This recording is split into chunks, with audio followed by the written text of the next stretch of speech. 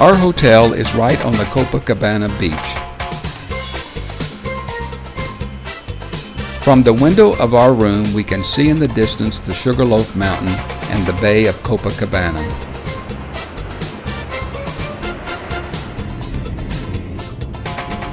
A short drive gets us to the center of Rio, where we are visiting the modern Cathedral San Sebastian. It is 260 feet high and was built between 1964 and 1979 by a scholar of the world-famous architect Niemeyer.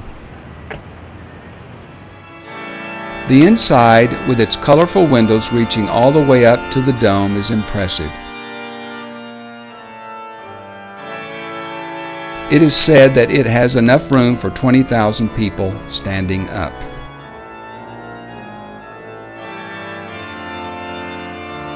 The National Museum of Arts was opened in 1908. The building was much inspired by the Louvre in Paris. The Municipal Theater was inaugurated in 1909 and was inspired by the opera in Paris. Among modern high-rises, we find narrow streets without traffic which bubble with life.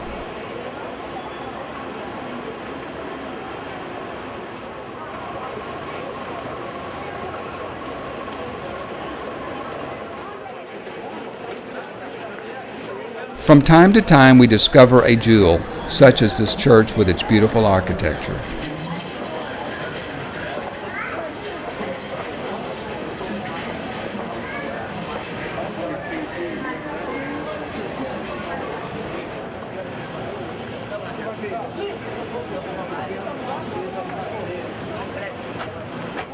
The traffic is intense, but is mostly absorbed by wide avenues.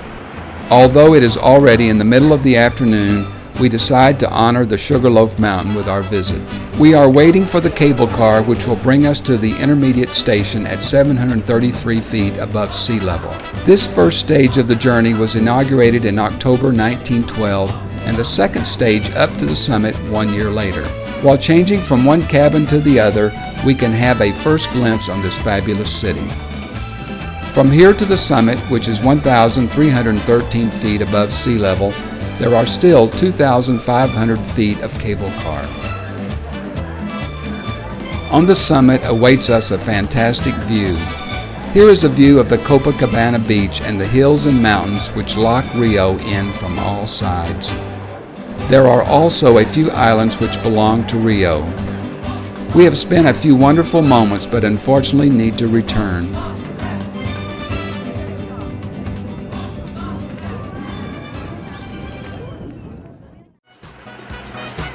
Late in the afternoon, the beach of Copacabana is already in the shade. The cars on the half-moon-shaped road along the beach have been banned, and the promenade belongs to the pedestrians.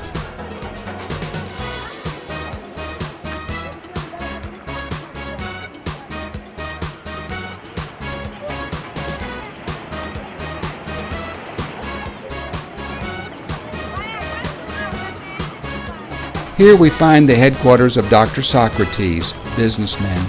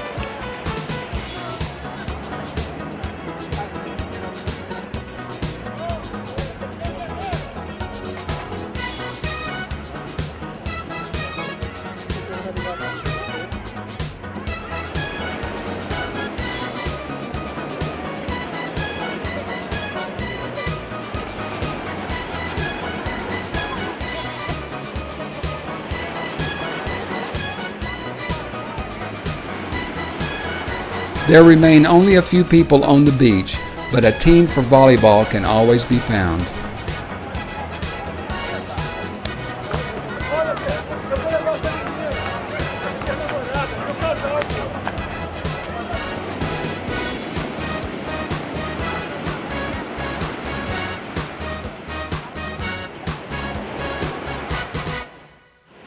The following morning we are visiting the beach of Ipanema, which is only separated from the Copacabana beach by a rock formation and a military fort.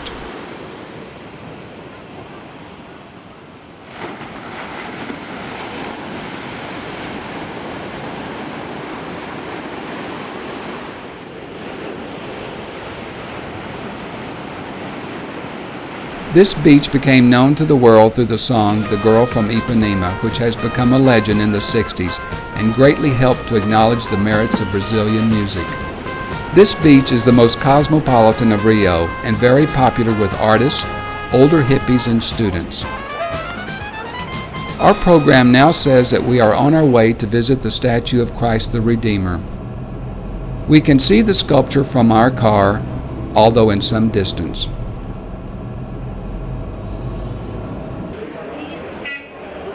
A rack railroad leads up to the summit of this hill, 2,366 feet above sea level.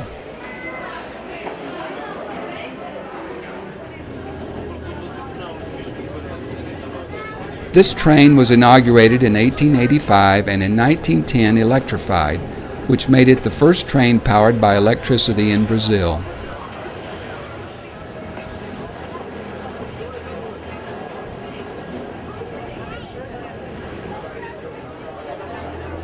After a ride of 25 minutes, we reach the statue of Christ the Redeemer.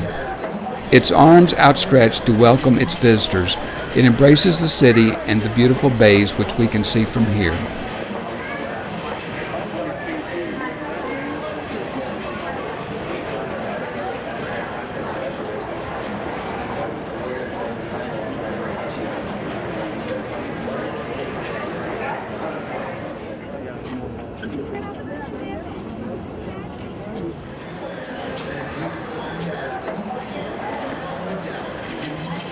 The best-known symbol of Rio is 100 feet high, sits on a 27-foot high pedestal, and weighs 1,145 tons.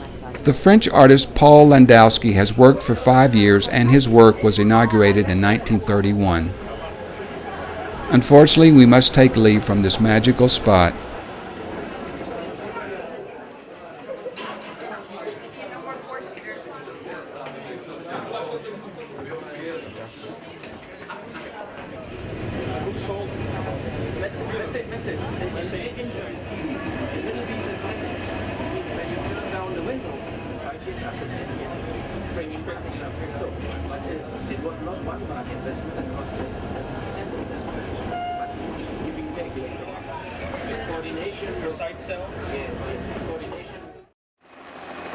We cannot leave Rio without a flight by helicopter in order to admire this city from the air.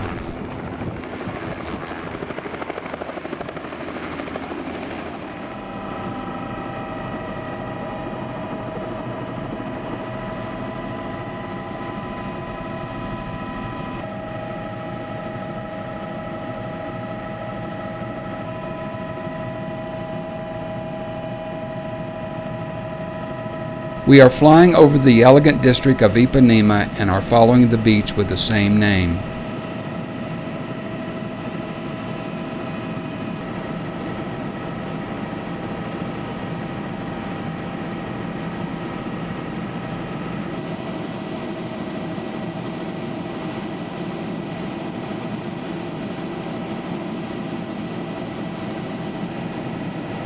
A rock formation separates the Ipanema beach from the Copacabana beach, which appears above on the right.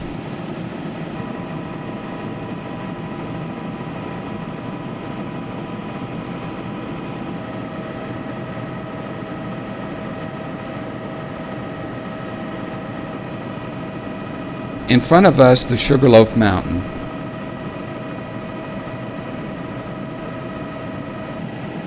Here again, the beach of Copacabana.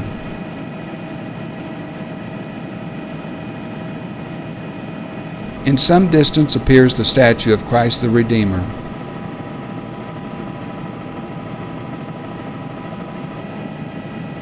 Below us is Copacabana.